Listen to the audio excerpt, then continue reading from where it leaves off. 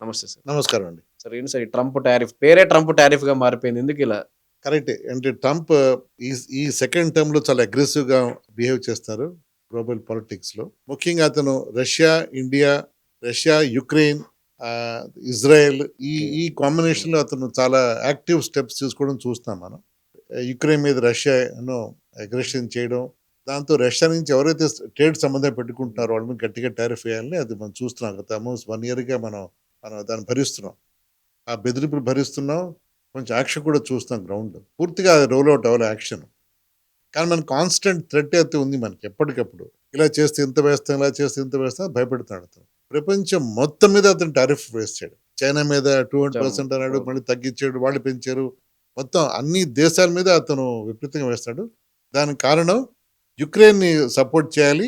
ఇజ్రాయెల్‌ని support చేయాలి. వీళ్ళతో ఉన్న అగెయిన్స్ట్‌గా రష్యాతో ఫర్‌గా ఉన్న వాళ్ళని పెనలైజ్ చేయాలి. అలాగే ఇరాన్‌తో పాటు ఏమన్నా సంబంధం పెట్టుకుంటే వాళ్ళని కూడా అతను హార్ష్‌గా అవును. ట్రీట్‌మెంట్ చేయాలని అతను డిసైడ్ అయిపోయాడు. ఈ నేపథ్యంలో గత మేబీ 1 వీక్ 10 డేస్‌గా అతను ఒక కొత్త అప్రోచ్ ఒక స్టేట్మెంట్ చేయడం మొదలుపెట్టాడు. రష్యా నుంచి ఇండియా ఆయిల్ అవును. కొంటోంది. అవును. మనకు ప్రధాన యాక్చువల్ చమురు వనరు రష్యా. రష్యాని ఇప్పుడు అవును. దాదాపు మనం 50% మన రిక్వైర్మెంట్స్ తీసుకుంటాం. రష్యా నుంచి కొనుక్కుంటున్నాం మనం. కానీ మనం ఇండియా కూడా ట్రంప్ చెప్పిన థ్రెట్ కాకపోయినా అట్‌లీస్ట్ ఆ ప్రెషర్ మీద ఇండియా కూడా కొంచెం కర్టెసీ కోసం తగ్గించింది. మంత్ ఆన్ మంత్ మన ఇంపోర్ట్స్ రష్యాతో తగ్గాయి. హ్మ్. ఇప్పటికి హై లెవెల్‌లో ఉన్నాయి మన ఇంపోర్ట్స్. కానీ ట్రంప్ ఏమంటాడంటే ఇంకా ఇండియా కొంటోంది కాబట్టి నేను ఇండియా మీద ఇది ఆపకపోతే ఇండియా నా మంచి ఫ్రెండ్. మోడీ నా బెస్ట్ ఫ్రెండ్ అంటాడు ఓ పక్కన. హ్మ్. కానీ రష్యా నుంచి ఆయిల్ కొనడం ఆపకపోతే 500% టారిఫ్ వేస్తాను అని చెప్పి అతను గట్టిగా అనౌన్స్‌మెంట్ చేసాడు. 4 సార్లు కూడా చెప్పాడు అతను. అందరి ముందు మైకుల్లో తర్వాత ప్రెస్ కాన్ఫరెన్స్ అన్నిటి చెప్పడం జరిగింది. ఇది ఎప్పుడు ఆల్రెడీ ఇండియాకి, యూఎస్‌కి మధ్య ట్రేడ్ డిస్కషన్స్ జరుగుతున్నాయి. గత 1 మంత్‌గా వాషింగ్టన్‌లో అయ్యి, ఢిల్లీలో అవుతున్నాయి డిస్కషన్‌లు. ఇంక అగ్రీమెంట్ ఇవాళ రేపు అంటున్నారు. సడెన్‌గా ఇతను మధ్యలో దూరి మళ్ళీ ట్రంప్. 500% టారిఫ్ వేసేస్తా అంటే, ఆ డిస్కస్ చేసే టీమ్‌కి పవర్ లేదని అర్థమవుతోంది. ఇతనేం చెప్తే వాళ్ళు అదే అంటారు అల్టిమేట్‌గా. ఇండియా మాత్రం రియాక్ట్ అవ్వలేదు. ఆ 500% టారిఫ్ గాని నిజంగా అది రియల్‌గా అతను ఇంప్లిమెంట్ చేస్తే, ఇంక ఇండియాకి, అమెరికాకి టారిఫ్ అది ట్రేడ్ కొలాప్స్ అని అనుకోవాలి. ఎందుకంటే ఒక $10 ఉండే ఐటెమ్‌ని అమెరికా వాళ్ళు $60 పెట్టి కొనరు కదా! ఓ టీ షర్ట్‌నో అవును. లేపోతే ఏదో గూడ్స్‌ని. అలాగే మిగతా దేశాలు కూడా ఈ కైండ్ ఆఫ్ టారిఫ్ బర్డెన్‌ని భరించలేవు. అలా గాని జరిగితే మాత్రం ఇండియాకి అది పెద్ద సెట్ బ్యాకే. కానీ ఇండియాకి, అమెరికాకి ఉన్న ట్రేడ్ సంబంధాల్లో అమెరికా, ఇండియాకి 18% పార్ట్నర్ మాత్రమే. అంటే ఇండియాలో ఉన్న టోటల్ ఎక్స్‌పోర్ట్స్‌లో అవును. 18% మాత్రం అమెరికాకి వెళ్తాయి.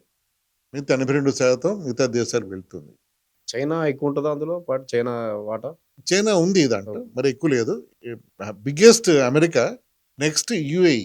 అవును.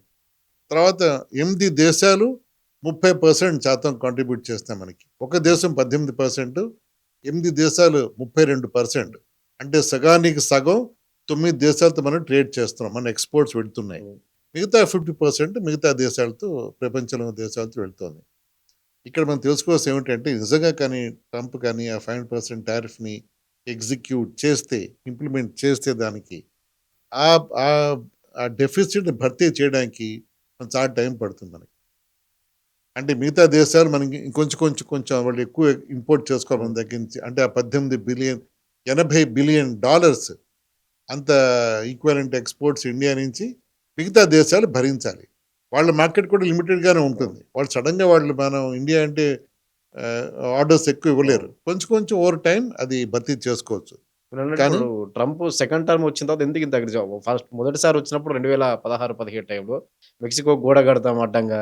అంటే ఇవన్నీ చెప్పాడు. తర్వాత 21లో ఓడిపోయాడు. సెకండ్ టైమ్ నుంచి ఎందుకింత అగ్రెసివ్‌గా అన్ని దేశాల మీద చైనా మీద మీరన్నట్టు పోటాపోటీగా పెంచుతూ ఎళ్ళే టారిఫ్ వాళ్ళు పెంచారు. ఎందుకింత టారిఫ్‌ల మీద? ఈసారి ట్రంప్ వచ్చిన మెయిన్ ప్లాంక్ అంటే ఎలక్షన్‌లో వచ్చిన అతను మెయిన్ దాన్నేమంటారు బ్యాక్‌గ్రౌండ్ ఏంటంటే మేక్ అమెరికా గ్రేట్ అగెయిన్. మగా అని ఆ! అతను అంటే స్లోగన్. అమెరికాలో ఆల్రెడీ ఇన్‌ఫ్లేషన్ పెరిగిపోయింది. అన్‌ఎంప్లాయ్‌మెంట్ పెరిగిపోతోంది. మిగతా దేశం వాళ్ళందరూ అమెరికాకి వచ్చి వాళ్ళు ట్రేడ్ చేయడం, అమెరికా నుంచి ఏం కొనుక్కోకపోవడం, అవన్నీ కొంచెం సగం ఫ్యాక్ట్సే అవి యాక్చువల్‌గా. అంటే అమెరికా నుంచి ఎక్స్‌పోర్ట్స్ తక్కువ. అవును. అమెరికాకొచ్చే వాళ్ళు కొనడం ఎక్కువ అవుతాయి మిగతా దేశాల నుంచి. సో అతను అలా కాదు, ఇది మారాలి, మేము మేము can't be the only buyer, మీరు మా గూడ్స్ కూడా కొనాలి అని అతను మా గూడ్స్ కొంటే మా దాంట్లో ఎంప్లాయ్మెంట్ వస్తుంది, ప్లస్ మా మా ఎంప్లాయ్మెంట్ మా ఎకానమీ స్ట్రాంగ్ అవుతుంది అని అది మైండ్లో ఉంది. అది అందుకే మేక్ అమెరికా గ్రేట్ అగైన్ అని అతను ఆ దీంట్లో ఎలక్షన్ స్టాక్లో వచ్చాడు ఈసారి. అది సీరియస్గా ఇంప్లిమెంట్ చేస్తున్నాడు. అది అది మీరు గుర్తుపెట్టు, అతను చెప్పింది చేస్తున్నాడు యాక్చువల్గా. అతను అంటే ఇది చెప్పకుండా దీన్ని తీలే టారిఫ్ ఇష్యూని. అతను ప్రెసిడెంట్ అవ్వక ముందే కూడా అతను tariffs India biggest highest tariff country అని అతను కామెంట్ చేసేవాడు నవ్వుతూనే. అది మైండ్లో ఉంది, ఇండియా టారిఫ్ చాలా ఎక్కువ, అండ్ ఇండియా అమెరికన్ గూడ్స్ ఇండియాకి వస్తే టారిఫ్ చాలా ఎక్కువ కట్టాలి. ఓకే. ఇంత ముందు మన గూడ్స్ అక్కడ వెళ్తే తక్కువ టారిఫ్ పాస్ అయిపోయింది, 0%, 5%, 10% పాస్ అయిపోయింది మన గూడ్స్, మన ఎక్స్పోర్ట్స్. మన ఎక్స్పోర్ట్స్ అక్కడికి. సో దేర్ఫోర్ ఇంబ్యాలెన్స్ చాలా ఎక్కువ ఉంది, అది కట్టేది ఆపాలి, అది గట్టిగా కంకణం కట్టుకున్నాడు. సో ఈ 500% టారిఫ్ కానీ నిజంగా అయితే మాత్రం ఇబ్బంది మన ఇండియాకి. కానీ లక్కీగా మన ఓన్ ఎకానమీ, మన ఓన్ కన్జంప్షన్, డొమెస్టిక్ కన్జంప్షన్ అంటే మీరు నేను మన చుట్టుపక్కల ఉండే వాళ్ళందరూ కూడా మనం కన్జ్యూమ్ చేస్తున్నాం. అది ఆ బర్డెన్ని కొంచెం ఆఫ్సెట్ చేయగలుగుతాం. అంటే $80 బిలియన్ డెఫిసిట్ని ఈజీగా సగం ఇండియా వాళ్ళే దాన్ని కన్జ్యూమ్ చేసి దాన్ని వాళ్ళు భర్తీ చేయగలరు. అందుకోసం గవర్నమెంట్ కూడా లాస్ట్ టైం ఈ టారిఫ్ డిస్కషన్ ఏడాది నుంచి జరుగుతాం మనకి గొడవలు, డిస్కషన్గా గొడవే యాక్చువల్గా. అందుకే జిఎస్టీ ఆప్టిమైజ్ చేయడం రేట్స్ని, మన అంతేకాకుండా ట్యాక్స్ రేట్స్ని ఆప్టిమైజ్ చేయడం, మన ఫైనాన్స్ మినిస్టరు ఆర్బీఐ రెపో రేట్ని కూడా తగ్గించడం.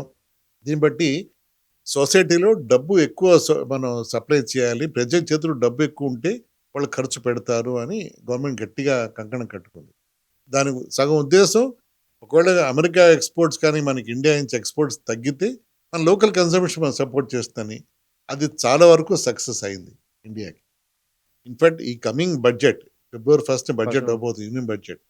అక్కడ కూడా నా పర్సనల్ ఒపీనియన్ ఏమిటంటే ట్యాక్సేషన్ కొంచెం సాఫ్ట్వేర్ చేయొచ్చు, ట్యాక్స్ రేట్స్ ఇంకా దాన్ని ఆప్టిమైజ్ చేయొచ్చు, అండ్ ఓవరాల్గా కామన్ మ్యాన్కి వెసులుబాటు పెంచే అవకాశం నాకు కనిపిస్తుంది. దాంట్లో గవర్నమెంట్ కూడా ఇది డెఫినెట్గా అది ఆపర్చునిటీ సీజ్ చేసి చేయాలి, చేస్తే అప్పుడు అందరం కూడా డెఫినెట్గా టారిఫ్ ప్రెషర్ మన మీద తగ్గుతుంది.